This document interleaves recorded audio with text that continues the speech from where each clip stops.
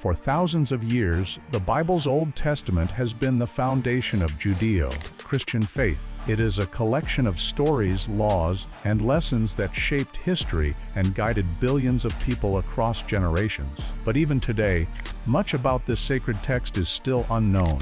Who wrote it?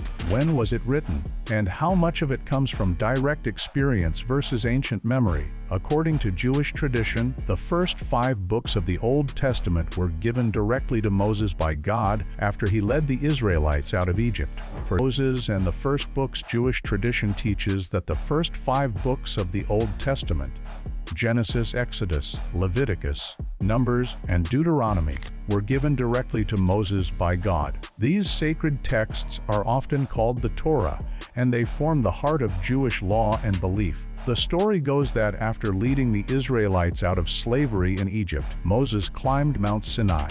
There, he received not only the 10 Commandments, but also the words that would become these 5 books. For centuries, believers accepted this as truth, and scholars also agreed that Moses was their author. The image of Moses writing down God's words in the desert became a powerful symbol of divine law given to humanity. Yet, over time, questions began to rise. Could one man really have written all these complex stories, poems, and laws? Were some of these tales perhaps older, carried by the Israelites long before Moses lived?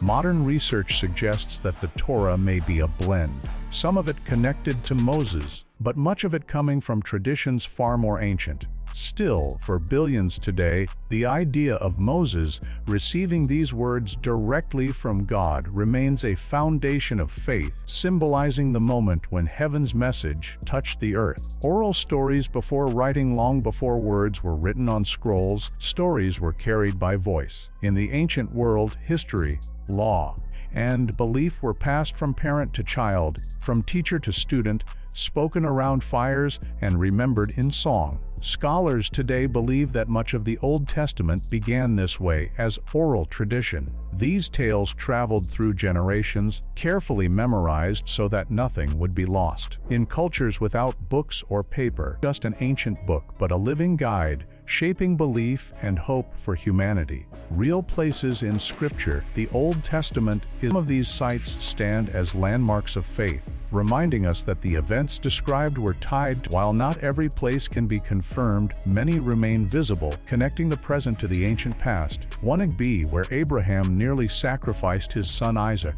a moment central to Jewish, Christian, and Islamic traditions. Or the cities of Sodom and Gomorrah cannot be clearly located. Yet whether known or lost, the very mention of these places carries weight. They link the ancient text to the earth itself, turning faith into something you can walk upon, touch, and witness. The Dome of the Rock, among the most sacred and debated places linked to the Old Testament, is the Dome of the Rock in Jerusalem, built in 1691 CE. This golden shrine is one of the most recognized landmarks in the world. Yet its importance goes far beyond its beauty. According to tradition, it was built on the very spot where Abraham prepared to sacrifice his son Isaac, an act of faith that became a foundation of Jewish, Christian, and Islamic belief. This moment, described in the Old Testament, represents ultimate trust in God's will. For Jews, this site is also believed to be the location of the first and second temples, the holiest structures in their history. For Muslims, it is the place from which the Prophet Muhammad is said to have ascended to heaven during the night journey. For Christians, it stands as part of the story of Abraham, the father of faith. Standing on this ground, one is reminded that the Old Testament is not only a book of words, but also a map of places where history and faith intersect. The Dome of the Rock remains a powerful symbol of shared heritage as well as of conflict, showing how one location can hold deep meaning for billions across centuries. Cave of the Patriarchs south of Jerusalem lies one of the most sacred and mysterious places linked to the Old Testament, the Cave of the Patriarchs. This site, also known as the Tomb of the Patriarchs, is believed to be the burial place of Abraham, Isaac, and Jacob, the fathers of Israel. For thousands of years, tradition has held that these patriarchs, along with their wives, were laid to rest here. To stand at this site is to feel a direct connection to the very roots of the Old Testament. The cave itself is beneath a large stone building, a structure that has been honored, fought over, and protected through centuries of history. Kings, empires, and faiths have all recognized its importance. Jews, Christians, and Muslims each revere it, seeing it as a sacred link to their shared ancestors. Pilgrims continue to visit the site today, offering prayers and seeking to touch the memory of those who lived in the time when the Old Testament stories began. Though archaeology cannot fully confirm the exact burials, the weight of tradition and faith makes the Cave of the Patriarchs one of the most powerful symbols of biblical history. It is a place where memory, legend, and devotion come together, reminding us that these stories are tied not only to words, but also to the earth beneath our feet. Lost biblical locations, while some Old Testament sites can still be visited today, many others remain shrouded in mystery. The text speaks of places that shaped the story of humanity and faith, yet their exact locations have been lost to time. These are the lost places of the Bible, names that stir curiosity but offer no clear evidence on a map. The most famous among them are the Garden of Eden, a paradise said to be the birthplace of mankind, and the cities of Sodom and Gomorrah, remembered for their destruction by fire and brimstone. For centuries, explorers, archaeologists, and believers have searched for these places. Were they real cities and gardens that vanished due to natural disasters and the passing of ages? Or were they symbols, stories meant to teach lessons rather than record history? The truth remains uncertain, yet the mystery itself has kept them alive in human imagination. These lost locations remind us that the Old Testament is not only a record of known history, but also a book of wonders. It leaves questions unanswered, inspiring both faith and investigation. The absence of proof does not weaken their meaning. Instead, it fuels the enduring power of these stories, echoing across cultures and generations. Mystery of Eden, one of the most enduring mysteries in the Old Testament, is the Garden of Eden. Described as a perfect paradise where the first humans, Adam and Eve, lived in harmony with God, it is the setting of humanity's earliest story. In Eden, rivers flowed through lush gardens, and every need was met. But it was also the place where temptation and disobedience entered the world, leading to the fall of man. The story is central to faith, yet its location has never been confirmed. The Bible describes Eden as lying at the source of 4 great rivers, including the Tigris and Euphrates, which flow through modern Iraq. This has led many to suggest that Eden might have been in Mesopotamia, often called the cradle of civilization. Others have placed it in Africa or even seen it as a lost paradise that existed outside of ordinary geography. Archaeologists have searched, but no site can be proven to match the description fully. For billions of believers, the exact location of Eden is less important than what it represents. It is a symbol of innocence, a reminder of what was lost, and a promise of what could be restored. Whether real or symbolic, the mystery of Eden continues to inspire hope, faith, and wonder. Where were Sodom and Gomorrah? Among the most haunting mysteries of the Old Testament are the lost cities of Sodom and Gomorrah, according to Genesis. These cities stood near the Dead Sea and became infamous for their wickedness. Their sins were so great that God destroyed them with fire and brimstone, leaving only Abraham's nephew Lot and his family to escape. For centuries, people have asked, where exactly were these cities, and did they truly exist? The Bible describes them as part of the cities of the plain, located in fertile valleys near the Jordan River. Yet, despite centuries of searching, no one has been able to prove their exact location. Some suggest the southern edge of the Dead Sea, where ruins of ancient settlements have been uncovered. Others argue for the northern side, pointing to sites with evidence of sudden destruction. Were Sodom and Gomorrah real places struck down by a natural disaster like an earthquake or volcanic fire? Or were they powerful symbols written to warn and teach about morality and divine judgment? The absence of certainty only deepens their mystery. To this day, Sodom and Gomorrah stand between history and legend, a puzzle that continues to fascinate believers, archaeologists, and skeptics alike. The Dead Sea connection. The Dead Sea, lying between Israel and Jordan, is one of the most extraordinary places on Earth. At 400 feet below sea level, it is the lowest point on the planet's surface. Its waters are thick with salt and minerals, so dense that people can float without effort. But beyond its natural wonders, the Dead Sea is deeply tied to the mysteries of the Old Testament. Many believe that along its shores once stood the infamous cities of Sodom and Gomorrah. The Bible describes these cities as thriving in a fertile valley near the Jordan River before their destruction. Today, the area around the southern and northern ends of the Dead Sea is dotted with ruins of ancient settlements. Archaeologists have long wondered if these ruins could be the remains of the biblical cities. The unusual geology of the region adds to the mystery. Earthquakes, bitumen pits, and underground gases could all explain the fiery destruction recorded in Scripture. Whether symbolic or historical, the link between the Dead Sea and the Old Testament makes the region one of the most studied and visited in the world. It is a place where natural history and sacred history meet, keeping alive one of the greatest questions of faith and science. The 5 cities of the plain. The Bible mentions 5 cities of the plain, 2 of which are Sodom and Gomorrah. These cities were said to lie along the shores of the Dead Sea in the fertile valleys of the Jordan River. The other 3 cities, Admah, Zeboim, and Zor, are less well known, but together they paint a picture of a once thriving region. According to Genesis, the people living in Sodom and Gomorrah had become wicked and corrupt, and God decided to destroy them with fire and brimstone.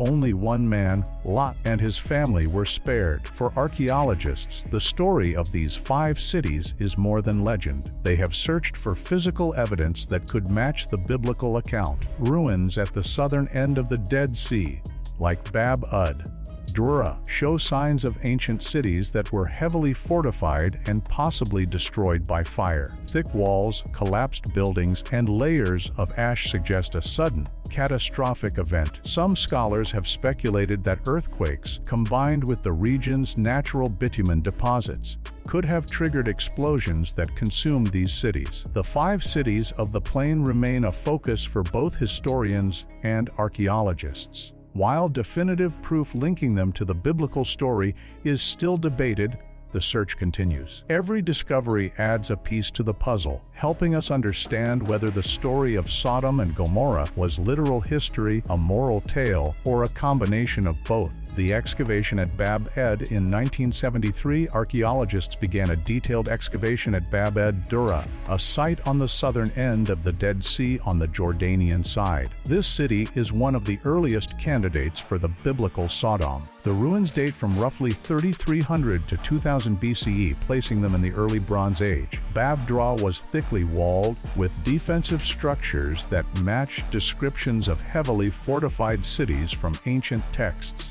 One of the most striking features is a 22-foot thick wall surrounding about 10 acres, showing the city's importance and strategic planning. Excavators uncovered evidence that parts of the city had been destroyed by fire. Collapsed buildings, ash layers, and even skeletal remains were found, suggesting a sudden catastrophe. The city's massive gates, once heavily fortified, had been reduced to rubble, which fits the biblical image of Lot welcoming travelers at a city gate before the destruction. Some archaeologists theorize that natural disasters, like earthquakes interacting with underground bitumen deposits, may have caused massive fires that leveled the city. Bab edh-Dhra provides a tangible link to the stories of the Old Testament. Though we cannot confirm it as Sodom, the evidence of sudden destruction, fire, and human remains gives weight to the possibility that these ancient texts were inspired by real events.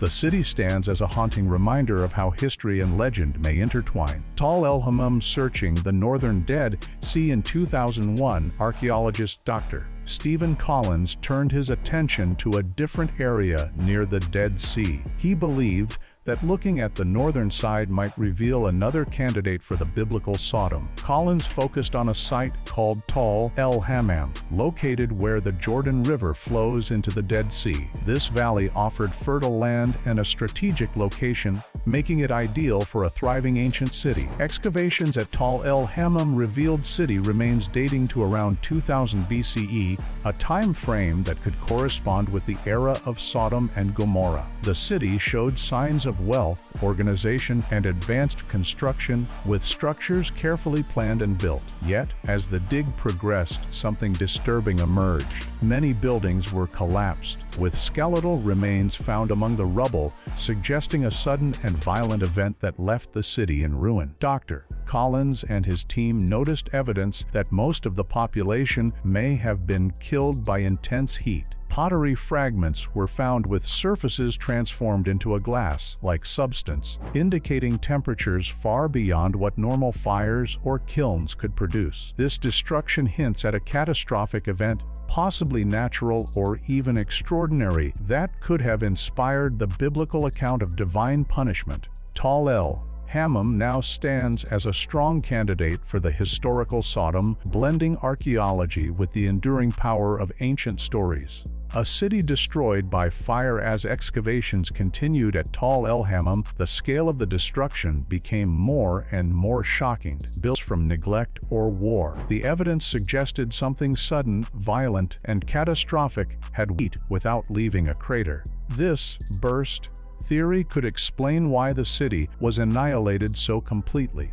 The fire from the sky. The air burst theory. Archaeologists at el-Hammam began to generations witnessing destruction. Lot's perspective. Imagine standing on a hill, looking down on a thriving city below, just like Lot might have from Bethel. The city is full of life, but something feels wrong. There is tension in the air. Archaeologists like Dr. Stephen Collins tried to recreate this perspective, scanning the land to understand the layout and location of ancient Sodom and Gomorrah. From elevated positions, they could see where the Jordan River flows into the Dead Sea and identify fertile valleys that would have supported large settlements. el-Hammam sits on this lush northeastern shore, ideal for a thriving city around 2000 BCE. As Collins and his team dug deeper, they began to uncover signs of sudden devastation.